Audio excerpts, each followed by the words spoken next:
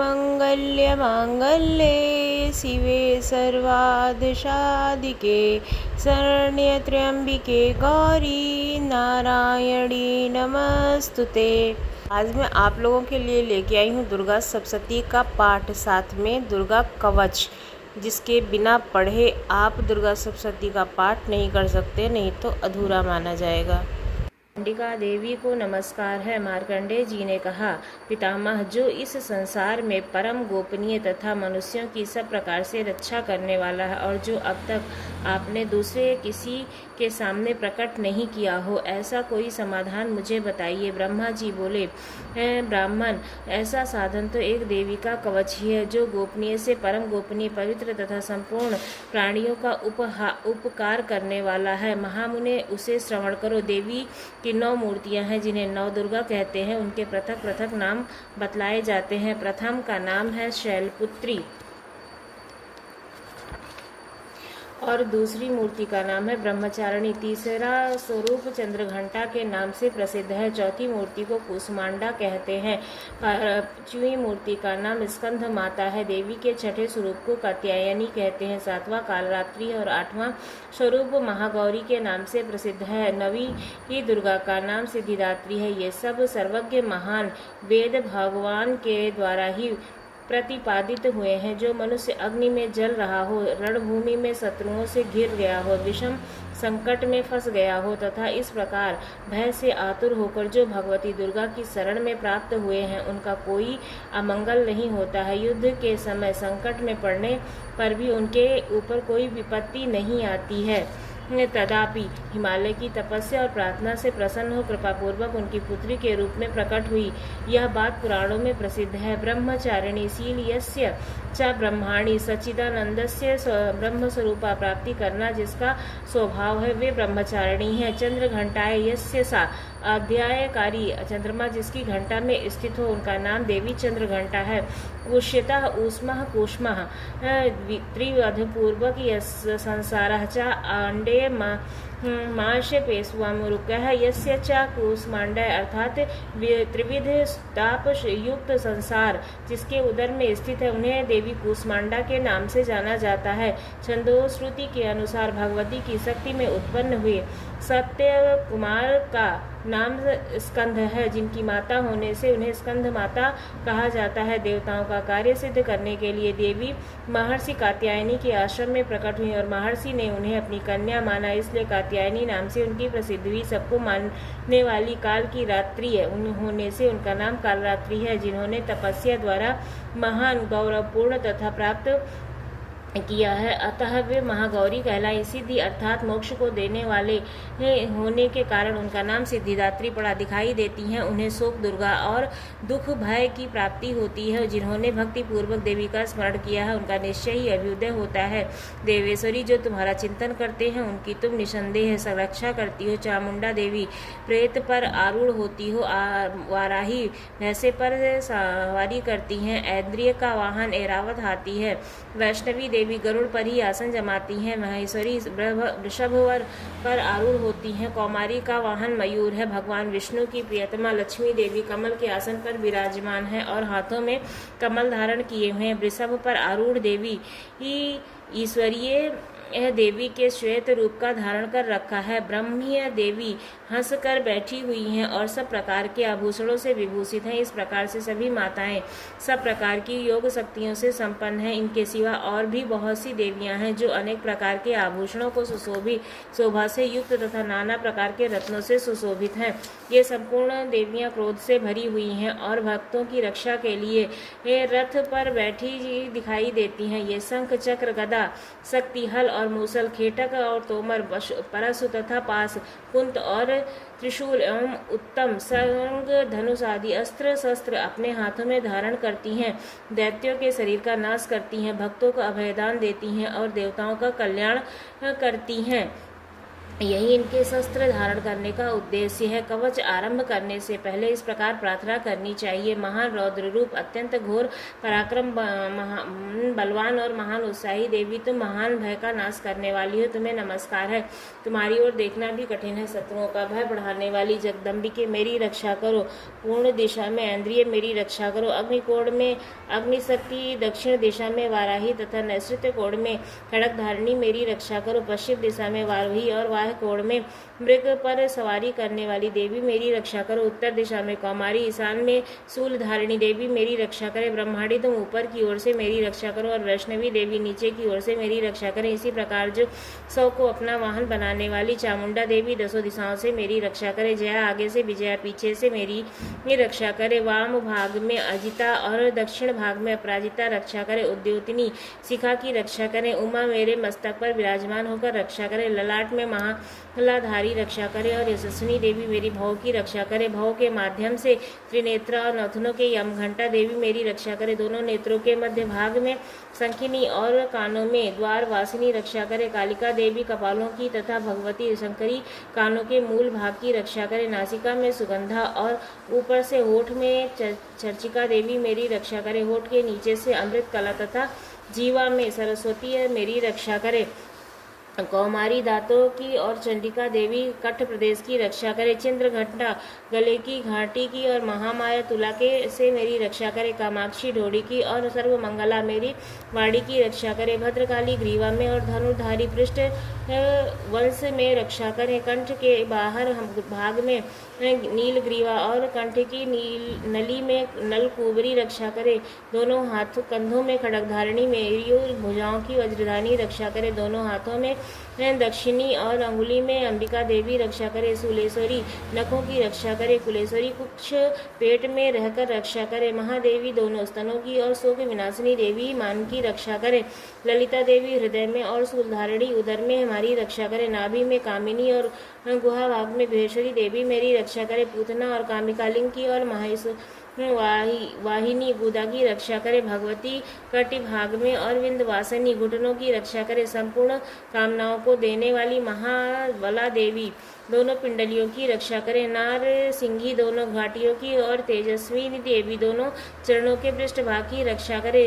श्री देवी पैरों की उंगलियों की और तलवासिनी पैरों के तलुओं में रहकर रक्षा करे।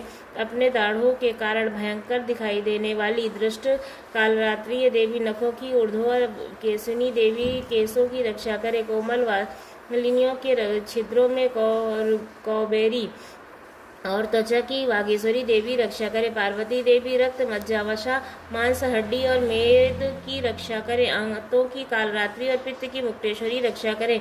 मूलाधारादि कमल केशों में पद्मा देवी में और कफ में चूड़ामणि देवी स्थित होकर रक्षा करे। नख के तेज की ज्वालामुखी रक्षा करे, जिसका किसी भी अस्त्र से भेदन नहीं हो सकता। वह अभेद्या देवी शरीर की समस्त संधियों की रक्षा करे। ब्राह्मणी आप मेरे वीर की रक्षा करे। छत्रेश्वरी छाया की तथा धर्मधारिणी देवी मेरे अहंकार और बुद्धि की रक्षा करे।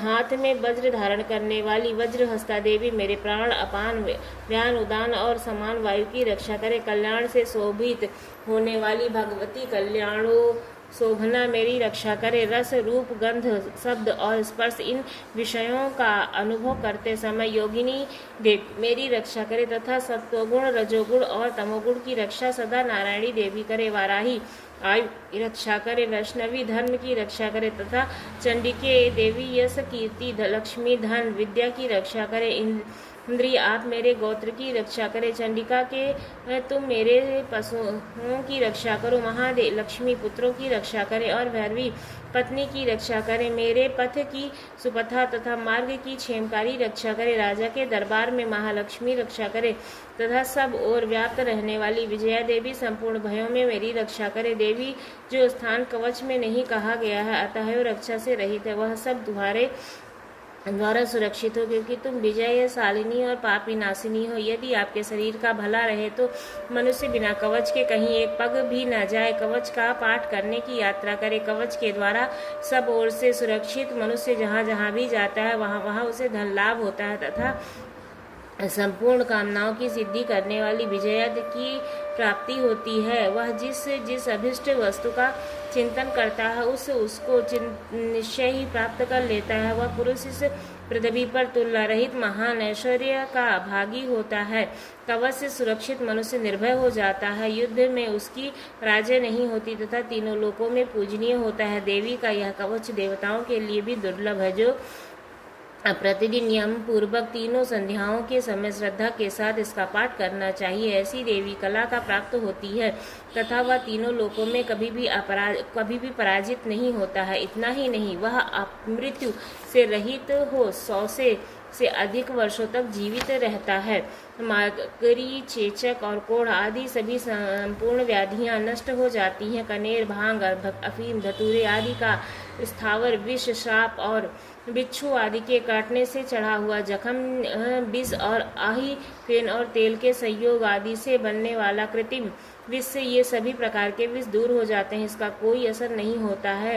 इस पृथ्वी पर मरण मोहन आदि जिसने अभिचारी प्रयोग किया है तथा इस प्रकार के जिसने मंत्र यंत्र होते हैं, जो सब इस कवच को हृदय में धारण कर लेने पर मनुष्य को देखते ही नष्ट हो जाते हैं। ये नहीं, पृथ्वी पर अविचरण करने वाले ग्राम देवता, आकाशचारी देव, विशेष जल के संबंध से प्रकट होने वाले गण, उपदेश से सिद्ध होने वाले निम्न कोटि के देवता, अपने जन्म के साथ प्रकट होने वाले देवता, कुल देवता, माला, डाकिनी, शाकिनी, अंतरिक्ष में विचरने वाली अत्यंत बल वाली भयानक डाकिनी, भूग्रह, भूत, पिशाच, यक्ष, गंधर्व, राक्षस, ब्रह्म, राक्षस, वेताल, कूष्मांडा और भैरव आदि अधिष्ठ कारक देवता भी हृदय में कवच धारण किए रहने पर उस मनुष्य को देखते ही भाग जाते हैं। कवचधारी पुरुष को राजा से सम्मान वृद्धि प्राप्त होती है। यह कवच मनुष्य के तेज की वृद्धि करने वाला और उत्तम है। कवच का पाठ करने वाला पुरुष अपनी कीर्ति से विभूषित भूतल पर अपने सुयश के साथ साथ वृद्धि को प्राप्त होता है। जो पहले कवच का पाठ करते हैं उसके बाद सप्तशती का पाठ करते हैं, उनकी जब तक वन, पर्वत और कानकों सहित यह पृथ्वी टिकी रहती है तब तक यहाँ पुत्र पौत्रादि संतान परंपरा बनी रहती है। फिर देह का अंत होने पर पुरुष भगवती महामाया के प्रसाद से उन नित्य परम पद को प्राप्त होता है, जो देवताओं के लिए भी दुर्लभ है। वह सुंदर दिव्य रूप धारण करता है और कल्याणमय शिव के साथ आनंद का भागी होता है। आइए अब सुनते हैं अगला श्लोक। जयति मंगला काली भद्रकाली कपालिनी दुर्गा क्षमा शिवा दात्री स्वाधात्री स्वाहा स्वधा इन जयात्वा देवी चामुंडे च भूतातिहारिणी जय सर्वगते देवी कालरात्रि नमस्तुते मधुकैटभ भव विद्र विविध त्वारिणे नमः रूपं देहि जयं देहि यशो देहि दिशो जयि महिषासुर निर्वाणिनी भक्तना सुखदे नमः रूपं देहि जयं देहि यशो देहि दिशो जयि रक्तबीज पदे देवी चंडमुंड विनाशिनी रूपम देहि जयं देहि यशो देहि दिशो जहि शुंभ यशस्वे शुंभासुर धूम्रा अस्य च मर्दिनी रूपम देहि जयं देहि यशो देहि दिशो जहि वंदिता ध्येय युगे देवी सर्व सौभाग्यदायिनी रूपम देहि जयं देहि यशो देहि दिशो जहि अचिंतन रूपेण चरिते सर्व शत्रु विनाशिनी रूपम देहि जयं देहि यशो देहि दिशो जहि नातंभे सर्वदा भक्तस्य चंडिके दूरिपाहे रूपम देहि जयं देहि यशो देहि दिशो जहि सर्वभूतभ्यो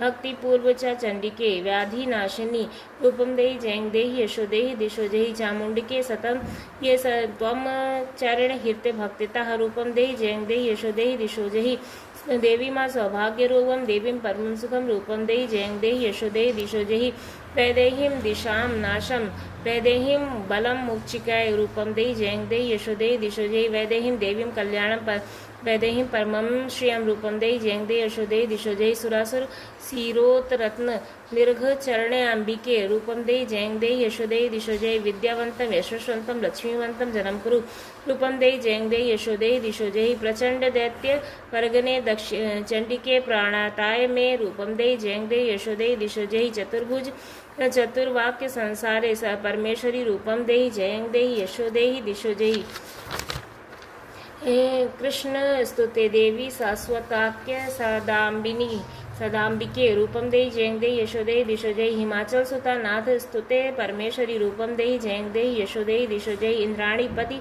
सात्वक पूज्यते परमेश्वरी रूपम देहि जयं देहि यशो देहि दिशो जय देवी प्रचंडोत्यदत्य दैत्य पार्व विनाशिनी रूपम देहि जयं देहि यशो देहि दिशो जय देवी भक्तोत्य दत्य दयोत्यो आपी रूपम देहि जयं देहि यशो देहि दिशो जय पत्नी मनोरमा देहि वृतां सारिणीं तारिणीं दुर्गम संसार सागरस्य कुलवध्यम् इदं श्रोतं पाठितं ता तु महाश्रुतेय पठ्यन्यः ता सतु सप्तशती संख्या वर मायुनाय संपदः ओम सर्वमंगल्य मांगल्ये शिवे सर्वार्धसाधिके सर्वत्रयंबिके गौरी नारायणी नमस्तुते। जय देवी माता।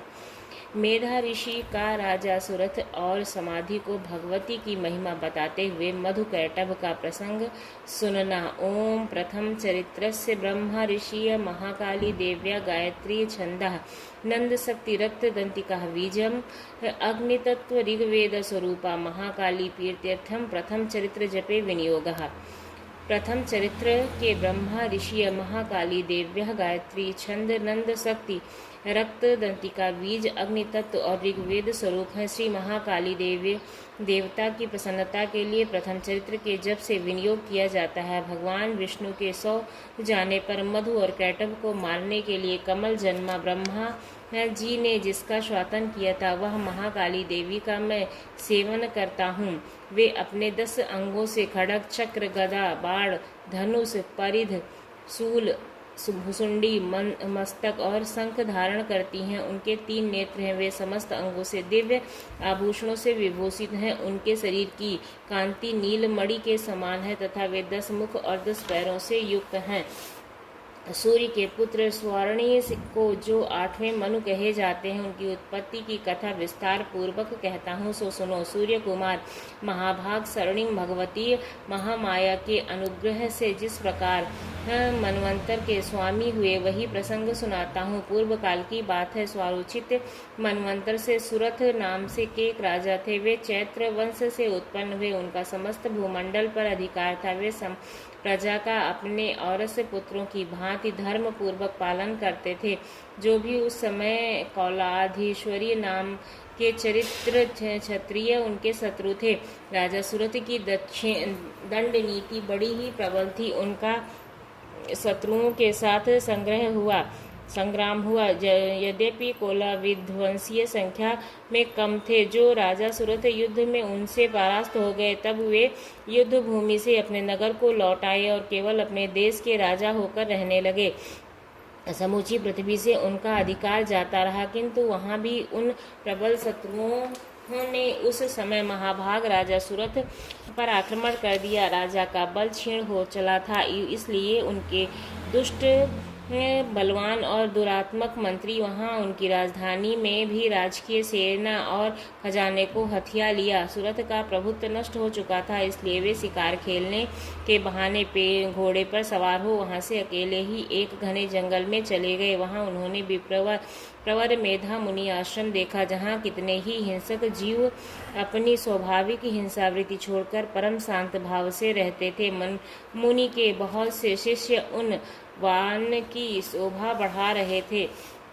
वहां जाने पर मुनियों का सत्कार किया और उन मुनि श्रेष्ठ के आश्रम पर इधर उधर विचरते हुए कुछ काल तक रहे। फिर ममता से आकृष्ट चित्त होकर वहां इस प्रकार चिंतन करने लगे। पूर्व काल में मेरे पूर्वजों ने जिसका पालन किया था वही नगर आज मुझसे रहित है। पता नहीं मेरे दुराचारी भृतगण उसकी धर्म पूर्वक रक्षा करते हैं या नहीं। जो सदा मद की वर्षा करने वाला और सूरवीर था वह मेरा प्रधान हाथी अब शत्रुओं के अधीन होकर न जाने किन भोगों को भोगता होगा। जो लोग मेरी कृपा धन और भोजन पाने से सदा मेरे पीछे पीछे चलते थे वे निश्चय ही अब दूसरे राजाओं का अनुसरण करते होंगे। उन अव्ययी लोगों के द्वारा सदा खर्च होते रहने के कारण अत्यंत कष्ट से जमा किया हुआ मेरा वह खजाना खाली हो गया होगा। ये तथा ये भी ही कई बातें राजा सूरत निरंतर सोचते रहते थे। एक दिन उन्होंने वहां विप्रवर मेधा के आश्रम के निकट एक वैश्या को देखा और उससे पूछा, भाई तुम कौन हो? यहाँ तुम्हारे आने का कारण क्या है? तुम क्यों शोकग्रस्त हो और अनमने से दिखाई देते हो? राजा सूरत का यह प्रेम पूर्वक कहा हुआ वचन सुन करके वैष्णव ने विनीति भाव से उन्हें प्रणाम करते हुए कहा, राजन, मैं धनियों के कुल में उत्पन्न हुआ वैश्य हूँ। मेरा नाम समाधि है। मेरे दृष्टि ने स्त्री पुत्रों से, धन से, लोभ से मुझे घर से बाहर निकाल दिया है। मैं इस समय धन, स्त्री और पुत्रों से वंचित हूँ। मेरे विश्वसनीय बंधुओं ने मेरा ही धन लेकर मुझे ही दूर कर दिया। इसलिए दुखों से होकर मैं वन में चला आया हूँ। यहाँ रहकर मैं अपने बात को नहीं जानता और कि मेरे पुत्र की, स्त्री की और स्वजनों की कुशल हैं या नहीं है। इस समय घर में वे कुशल से रहते हैं अथवा कोई कष्ट है उन्हें। वे मेरे पुत्र कैसे हैं? क्या वे सदाचारी हैं अथवा दुराचारी हो गए हैं? जिन लोभी स्त्री, पुत्र आदि ने धन के कारण तुम्हें घर से निकाल दिया है, उनके प्रति तुम्हारे चित्त में इतना स्नेह का बंधन क्यों है? आप मेरे विषय में ऐसी बात कहते हैं, वह सब ठीक है, किंतु क्या करूं, मेरा मन निष्ठुरता नहीं धारण कर पाता है। जिन्होंने धन के लोभ से पढ़ करके पिता के प्रति स्नेह, पति के प्रति प्रेम और आत्मीय जन के प्रति अनुराग को तिलांजलि दे दी, मुझे घर से निकाल दिया है, उन्हीं के प्रति मेरे हृदय में स्नेह है। महामते, गुणहीन बंधुओं के प्रति भी मेरा चित्त इस प्रकार प्रेममग्न हो रहा है। यह क्या है? इस बात को मैं जानकर भी नहीं जान पाता हूँ। इसके लिए मैं लंबी सांसें ले रहा हूँ। मेरा हृदय अत्यंत दुखित हो रहा है। उन लोगों में प्रेम का सर्वथा अभाव है जो तो भी उसके प्रति जो मेरा मन निष्ठुर नहीं हो पाता है। इसके लिए मैं क्या करूं? मार्कंडेय जी कहते हैं, ब्राह्मण तदंतर राजा में श्रेष्ठ सुरथ और वह समाधि नामक वैश्य दोनों साथ साथ मेधा मुनि की सेवा में उपस्थित हुए और उनके साथ यथा योग्य न्यायानुकूल विनय पूर्वक वर्ताव करने बैठे। तत्पश्चात वैष्णव और राजा ने कुछ वार्तालाप प्रारंभ किया। भगवान, मैं आपसे एक बात पूछना चाहता हूँ, सो बताइए। मेरा चित्त अपने अधीन न होने के कारण वह बात मेरे मन को बहुत दुख देती है। जो राज्य मेरे हाथ से चला गया है उसमें और उसके संपूर्ण अंगों में मेरी ममता बनी हुई है। मुनि श्रेष्ठ, यह जानते हुए भी कि वह मेरा है नहीं है, अज्ञानी की भांति मुझे उसके लिए दुख होता है। यह क्या है? इधर का वैश्य भी घर से अपमानित होकर आया है। इसके पुत्र, स्त्री और भृत्यों ने भी इसे छोड़ दिया है। स्वजनों ने भी इसका परित्याग कर दिया है। जो भी इसका यह उसके प्रति अत्यंत हार्दिक स्नेह रखता है। इस प्रकार तथा मैं दोनों ही बहुत दुखी हैं, जिसमें प्रत्यक्ष दोष देखा गया है। इस विषय के लिए भी हमारे मन में ममता जनित आकर्षक पैदा हो रहा है। महाभाग, हम दोनों समझदार हैं, तो भी हम में से जो मोह पैदा हुआ है वह क्या है? विवेक शून्य पुरुष भी भांति मुझमें और इसमें भी यह मूढ़ता प्रत्यक्ष दिखाई देती है। महाभाग, विषय मार्ग का ज्ञान सब जीवों को है, इसी प्रकार विषय भी सबके लिए अलग अलग है। कुछ प्राणी ऐसे हैं जो दिन और रात्रि भी बराबर ही देखते हैं। यह ठीक है कि मनुष्य समझदार होते हैं, किंतु केवल वे ही ऐसे होते हैं। पशु, पक्षी और मृग यदि सभी प्राणी समझदार होते, मनुष्यों की समझ भी वैसी ही होती तो जैसे उन मृग और पक्षियों की होती है तथा जैसे मनुष्यों की होती है, वैसे ही उन मृग, पक्षी आदि भी होते तथा अन्य बातें भी प्रायः दोनों के समान ही है। समझ होने पर भी इन पक्षियों को देखो, वे स्वयं भूख से पीड़ित होते हुए भी मोहवश बच्चों की चोंच में कितने चाव से अन्न डाल रहे हैं। नरश्रेष्ठ, क्या तुम नहीं देखते कि ये मनुष्य समझदार होते हुए भी लोग व सपने किए हुए उपकार का बदला पाने के लिए पुत्रों की अभिलाषा करते हैं? यद्यपि उन सब में समझ की कमी है, तथापि वे संसार की स्थिति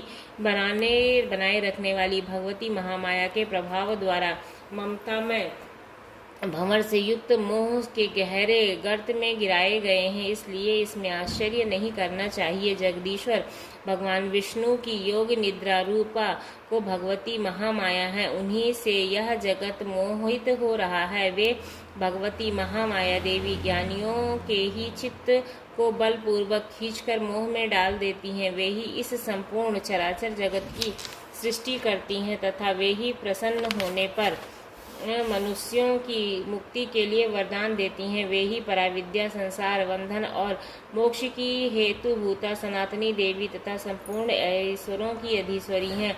भगवान जिसे आप महामाया कहते हैं, वे देवी कौन है? ब्राह्मण, उसका आविर्भाव कैसे हुआ है तथा उसके चरित्र कौन कौन है? ब्रह्मवेत्ताओं के श्रेष्ठ महर्षि उन देविका में जैसे प्रभाव हो, जैसा स्वरूप हो और जिस प्रकार प्रादुर्भाव हुआ हो, वह सब मैं आपके मुख से सुनना चाहता हूँ। राजन, वास्तव में तो वे देवी नित्य स्वरूपा ही हैं। संपूर्ण जगत उन्हीं का रूप है तथा उन्होंने समस्त विश्व को व्याप्त कर रखा है। तथापि उनका प्रकट्य अनेक प्रकार से होता है, वह मुझसे सुनो। तथापि वे नित्य और अजन्मा है। यद्यपि जब देवताओं का कार्य सिद्ध करने के लिए प्रकट होती हैं, उस समय देवलोक में उत्पन्न हुई कहलाती हैं। कल्प के अंत में जब संपूर्ण जगत एकार्ण में निमग्न हो रहा है और सबके प्रभु भगवान विष्णु शेषनाग की सैया बिछाकर योग निद्रा का आश्रय ले सो रहे थे, उस समय उनके कानों में मैल से दो भयंकर असुर उत्पन्न हुए और जो मधु और कैटभ हमसे विख्यात हुए, दोनों ब्रह्मा जी का वध करने को तैयार हो गए थे। भगवान विष्णु के नाभि कमल से विराजमान प्रजापति ब्रह्मा जी के जब उन दोनों भयानक असुरों को अपने पास आया और भगवान को सोया हुआ देखा, तब एकाग्रचित होकर उन्होंने भगवान विष्णु को जगाने के लिए उनके नेत्र में निवास करने वाली योग निद्रा का स्वातन आरंभ किया, जो इस विश्व की अधीश्वरी, जगत को धारण करने वाली, संसार का पालन और संहार करने वाली तथा तेज स्वरूपा भगवान विष्णु की अनुपम शक्ति हैं। उन्हीं भगवती निद्रा देवी को भगवान ब्रह्मा स्तुति करने लगे। ब्रह्मा जी ने कहा, देवी तुम्ही स्वाहा, तुम्ही स्वधा और तुम्ही वष्ट्य कार्य हो।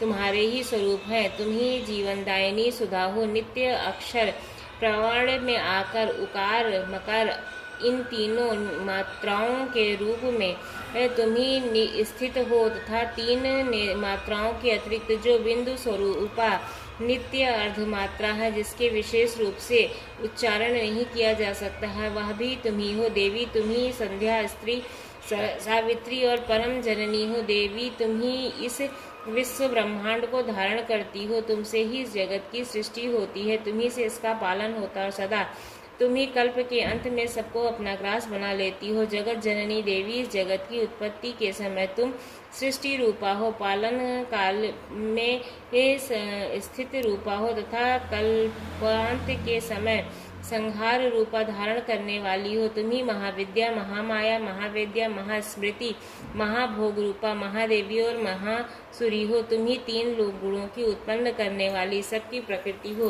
भयानक कालरात्रि, महारात्रि और मोहरात्रि भी तुम्ही हो। तुम्ही श्री, तुम्ही ईश्वरीय, तुम्ही श्री और तुम्ही बोध स्वरूपा बुद्धि हो। लज्जा, पुष्टि, तुष्टि, शांति और क्षमा भी तुम्ही हो। तुम खड़ग धारणी, शूल धारणी, घोर रूपा तथा गदा, चक्र, शंख और धनुष धारण करने वाली हो। ब्रह्म, भुसुंडी और पारिधि ये तुम्हारे ही अस्त्र हैं। तुम सौम्य और सौम्यतर हो, इसका ही नहीं, तुम्हें जितने ही सौम्य या सुंदर पदार्थ हैं, उन सब की अपेक्षा तुम अत्यधिक सुंदरी हो। पर और अपर सबसे परे रहने वाली परमेश्वरी तुम्ही हो। तुम सर्वस्वरूपे देवी, तुम्ही कहीं भी सत्य स्वरूप को कुछ वस्तुएं हैं और उन सबकी जो शक्तियां हैं वह तुम्ही हो। ऐसे अवस्था में तुम्हारी स्तुति क्या हो सकती है? और जो इस जगत की सृष्टि, पालन और संहार करते हैं, उन भगवान को भी जब तुमने निद्रा के आधार पर दिया, तब तुम्हारी स्तुति करने में यहाँ कौन सामर्थ्य हो सकता है?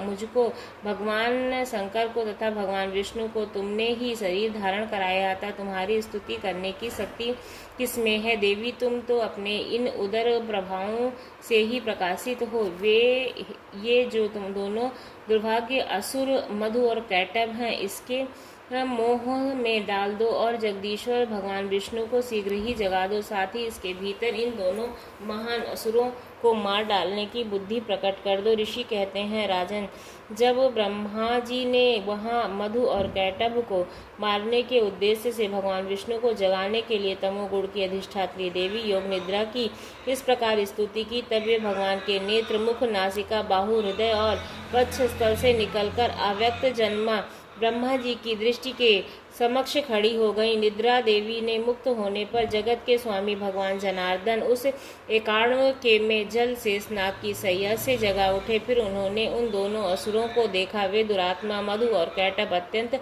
बलवान तथा पराक्रमी थी और क्रोध से लाल आंखें किए ब्रह्मा जी को खा जाने के लिए उद्युत कर रहे थे। तब भगवान श्री हरि ने उठकर उन दोनों के साथ 5000 वर्षों तक केवल बाहु युक्त किया।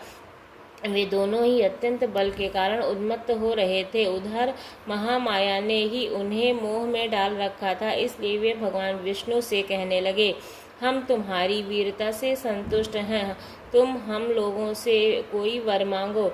यदि तुम दोनों मुझ पर प्रसन्न हो तो अब मेरे हाथ से मारे जाओ, बस इतना ही मैंने वर मांगा है, यहाँ दूसरे किसी वर की आवश्यकता नहीं है।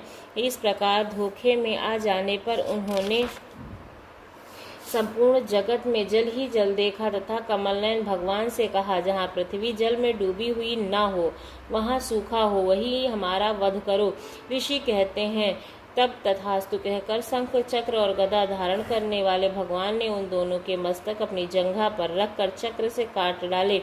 इस प्रकार ये देवी महामाया ब्रह्मा जी की स्तुति करने पर स्वयं प्रकट हुई। अब पुनः तुमसे उसके प्रभाव का मैं वर्णन करता हूँ, सो सुनो। यहाँ पर प्रथम अध्याय समाप्त होता है। अब दूसरा अध्याय शुरू होता है। ओम मध्यम चरित्र के विष्णु ऋषि महालक्ष्मी देवता औष्टिक छंद्र शाकांभरी शक्ति से दुर्गा बीज वायु तत्व और यजुर्वेद स्वरूपा हैं। श्री महालक्ष्मी की प्रसन्नता के लिए मध्यम चरित्र के पाठ में इसका विनियोग है। वे कमल के आसन पर बैठी हुई प्रसन्न मुख वाली महिषासुर मर्दनी भगवती लक्ष्मी का मैं भजन करती हूँ, जो अपने हाथों में अक्षमाला, फरसा, गदा, वाण, वज्र, पद्म, धनुष, कंडिका, दंड, शक्ति, खड़ग, ढाल, शंख, चक्र, गदा, पाशुपत्र, शूल, पास और चक्र धारण करती हैं। पूर्व काल में देवताओं और असुरों में पूरे 100 वर्षों तक घोर संग्राम हुआ है। उसमें असुरों का स्वामी महिषासुर था और देवताओं के नायक इंद्र थे। उस युद्ध में देवताओं की सेना महाबली असुर से परास्त हो गई। संपूर्ण देवताओं को जीतकर महिषासुर इंद्र पर बैठ गया। जब पराजित देवता प्रजापति ब्रह्मा जी को आगे करके उस स्थान पर गए जहां भगवान शंकर और विष्णु विराजमान थे। देवताओं ने महिषासुर के पराक्रम तथा अपनी पराजय का यथावत वृत्तांत उन दोनों देवेश्वरों से विस्तार पूर्वक कह सुनाया। वे बोले, भगवान महिषासुर इंद्र, सूर्य, अग्नि, वायु, चंद्रमा, यम, वरुण और अन्य देवताओं को भी अधिकार छीनकर स्वयं ही सबका अधिष्ठता बना बैठा है। उस दुरात्मा महिष ने समस्त देवताओं को स्वर्ग में निकाल दिया है। जब अब वे मनुष्यों की भांति पृथ्वी पर विचरते हैं। दैत्यों की यह सारी करतूत हमने आप लोगों से यह कह सुनी है। अब हम आपकी ही शरण में आए हैं, उनके वध का कोई उपाय सोचिए। इस प्रकार देवताओं के वचन सुनकर भगवान विष्णु और शिव ने दैत्यों पर बड़ा क्रोध किया। उनकी भवें तन गईं और मुंह टेढ़े हो गए। जब अत्यंत कोप से भरे हुए चक्रपाणी श्री विष्णु के मुख से एक महान तेज प्रकट हुआ, इसी प्रकार ब्रह्मा, शंकर और इंद्र आदि अन्यत्र देवताओं के शरीर से भी एक बड़ा तेज निकला। यह सब मिलकर एक हो गया। महान तेज का वह पुष्ट जन्यमान पर्वत सा बन गया। देवताओं ने देखा, वहां उनकी ज्वालाएं संपूर्ण दिशाओं में व्याप्त हो रही थी। संपूर्ण देवताओं के शरीर से प्रकट हुए उस तेज की कहीं तुलना नहीं है। एकत्रित होने पर वह एक नारी के रूप में परिणत हो गई। उसके प्रकाश से तीनों लोकों में व्याप्त जान पड़ा। भगवान शंकर का जो तेज था उससे उन देवी का मुख प्रकट हुआ। यमराज के तेज से उनके सिर में बाल निकल आए। श्री विष्णु भगवान के तेज से उनकी भुजाएं उत्पन्न हुईं।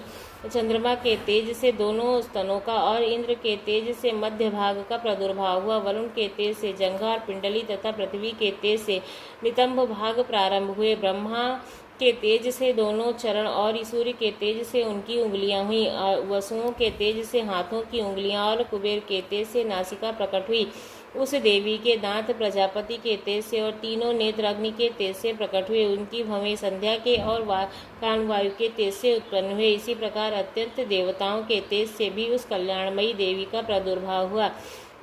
तदंतर उस समस्त देवताओं के तेजपुंज से प्रकट हुई देवी की को देखकर महिषासुर के सताए हुए देवता बहुत प्रसन्न हुए। पिनाकधारी भगवान शंकर ने अपने सूल से एक सूल निकालकर उन्हें दिया। फिर भगवान विष्णु भी अपने चक्र से चक्र उत्पन्न करके भगवती को अर्पण किया। वरुण ने भी शंख भेंट किया। अग्नि ने उन्हें शक्ति दी और वायु ने धनुष तथा बाण से भरे हुए 2 तरकस प्रदान किए। सहस्त्र नेत्रों वाले देव राजेंद्र ने अपने वज्र से वज्र उत्पन्न करके दिया और ऐरावत हाथी से उतार कर 1 घंटा भी प्रदान किया। यमराज ने कालदंड से दंड, वरुण से पास और प्रजापति ने स्फटिकाक्ष की माला तथा ब्रह्मा जी के कमंडल भेंट किए। सूर्य ने देवी के समस्त रोमकूपों से अपनी किरणों का तेज भर दिया। काल ने उन्हें चमकती हुई ढाल और तलवार दी। क्षीर समुद्र ने उज्ज्वल हार तथा कभी जीर्ण न होने वाले दिव्य वस्त्र भेंट किए। साथ ही उन्होंने दिव्य चूड़ामणि, 2 कुंडल, कुड़े, उज्ज्वल अर्धचंद्र, सब बाहुओं के लिए केयूर, दोनों चरणों के लिए निर्मल नुपुर, गले की सुंदर हंसली और सब उंगलियों में पहनने के लिए रत्नों की बनी अंगूठियां भी दी। विश्वकर्मा ने उन्हें अत्यंत निर्मल फरसा भेंट किया। साथ ही अनेक प्रकार के अस्त्र और अभेद्य कवच दिए, जिसके सिवा मस्तक और वक्षस्थल पर धारण करने के लिए कभी न कुम्हलाने वाले कमलों की माला दी। जलाधि ने उन्हें सुंदर कमल का फूल भेंट किया। हिमालय ने सवारी के लिए सिंह तथा भांति भांति के रत्न समर्पित किए। धनाध्यक्ष कुबेर ने मधु से भरा हुआ पान पात्र दिया तथा संपूर्ण नागों के राजा शेष ने, जो इस पृथ्वी को धारण करते, उन्हें बहुमूल्य मणियों से विभूषित नागहार भेंट किया। इसी प्रकार अन्य देवताओं ने भी आभूषण और अस्त्र शस्त्र देकर देवी का सम्मान किया। तत्पश्चात उन्होंने बारंबार अट्ठहास उच्च स्वर में गर्जन किया। इसके भयंकर नाद से संपूर्ण आकाश गूंज उठे। देवी का वह अत्यंत उच्च स्वर में किया हुआ सिंहनाद कहीं समा न सका। आकाश उनके सामने लघु प्रतीत होने लगा। इससे बड़े जोर की प्रतिध्वनि हुई, जिससे संपूर्ण विश्व में हलचल मच गई और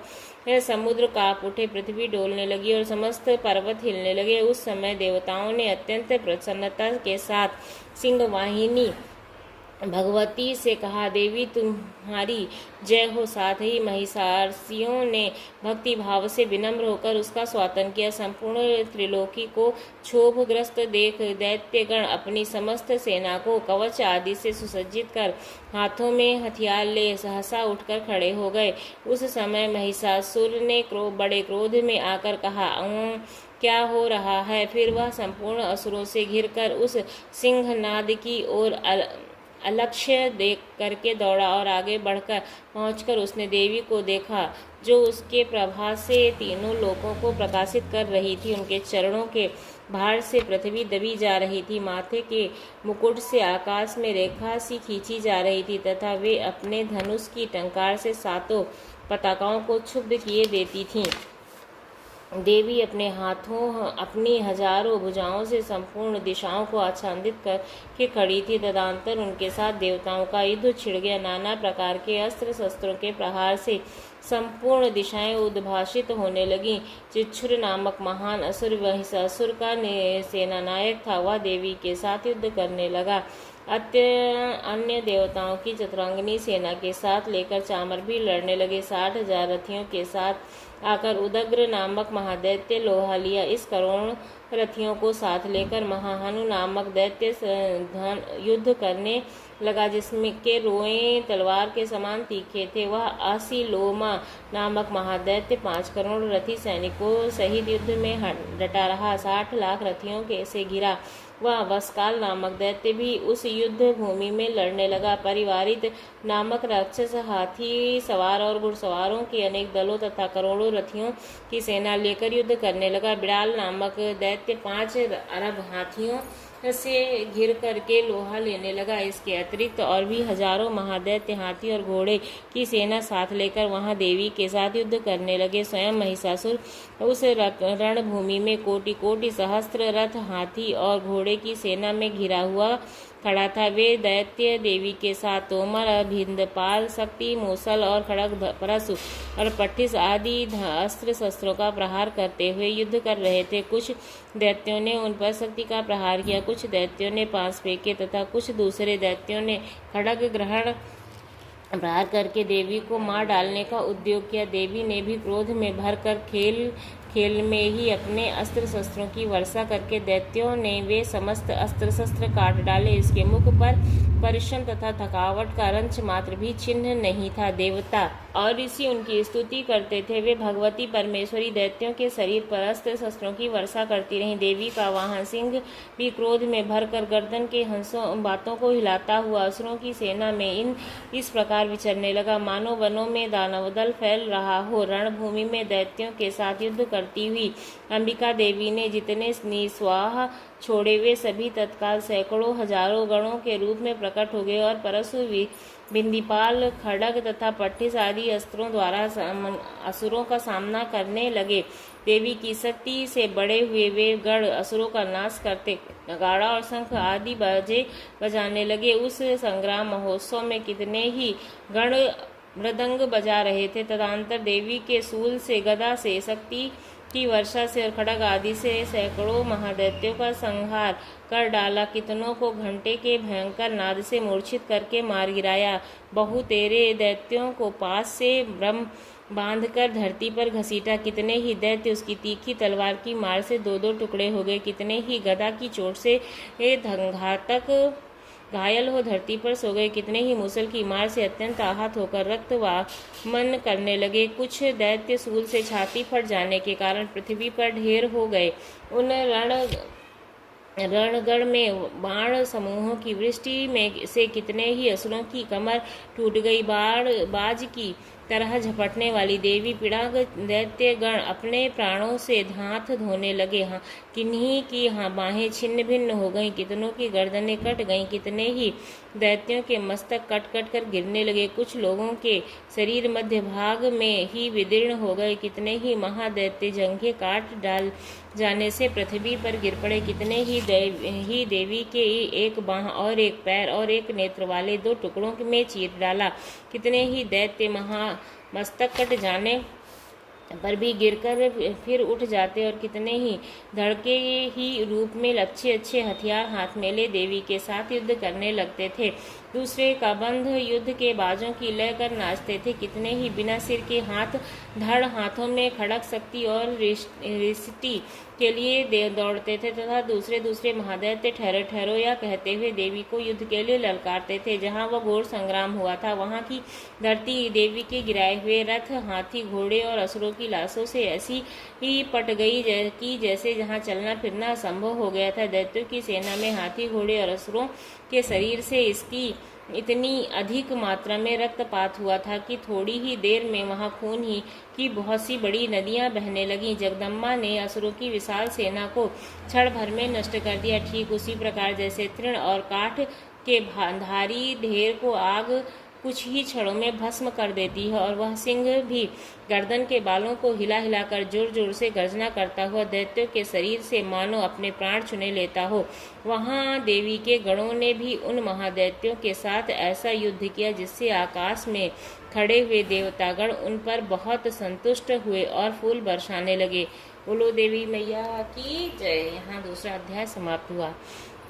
इस प्रकार मार्कंडेय पुराण के सार्वणिक मंत्व की कथा के अंतर्गत देवी महात्म के महिषासुर की सेना का वध नामक दूसरा अध्याय समाप्त होता है। जय देवी माता की। ओम जय अम्बे गौरी मैया जय श्यामा गौरी, तुमको निस दिन धावत हर ब्रह्मा शिवरी। ओम जय अम्बे गौरी मैया जय श्यामा गौरी, मांग सिंदूर विराजत टीको मृद मद को, उज्ज्वल से दौ नैना चंद्र वदननी को। ओम जय अम्बे गौरी कनक समान कलेवर रक्तांबर राजे, रक्त पुष्प गल माला कंठन पर साजे। ओम जय अम्बे गौरी के हरिवाहन राजत खपर धारी। सुनरन मुनि जन सेवत, सुनरन मुनि जन सेवत, तिनके दुख हारी। ओम जय अम्बे गौरी। कानन कुंडल शोभित, नासाग्रे मोती, कोटिक चंद्र दिवाकर, राजत समज्योति। ओम जय अम्बे गौरी मैया जय श्यामा गौरी। शुंभ निशुंभ विदारे, महिषासुर धाती, धूम्र विलोचन नैना, निस दिन मदमाती। ओम जय अम्बे गौरी। चंड मुंड संहारे, शोणित बीज हरे, मधु कैटभ दौ मारे, सुर भयहीन करे। ओम जय अम्बे गौरी।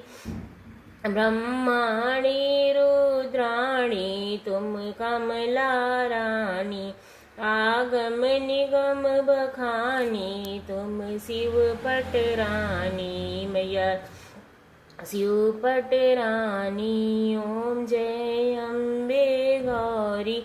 64 योगिनी गावत, नृत्य करत भैरो, बाजत ताल मृदंगा, ओ बाजे डमरू। ओम जय अम्बे गौरी।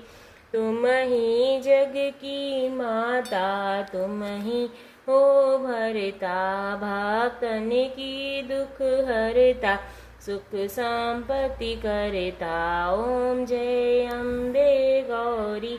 मैया जय अम्बे गौरी। भुजाचारी अति शोभित, वर मुद्राधारी, मैया वर मुद्राधारी। मन वांछित फल पावत, सेवत नर नारी। ओम जय अम्बे गौरी। मैया जय अम्बे गौरी। कंचन थाल विराजत, अगर कपूर बाती, श्रीमाल के तुम राजत, कोटि रतन ज्योति। ओम जय अम्बे गौरी। मैया जय श्यामा गौरी। श्री अम्बे जी की आरती जो कोई नर गावे, कहत शिवानंद स्वामी, कहत हरि हर स्वामी, सुख संपत्ति पावे। ओम जय अम्बे गौरी। मैया जय श्यामा गौरी।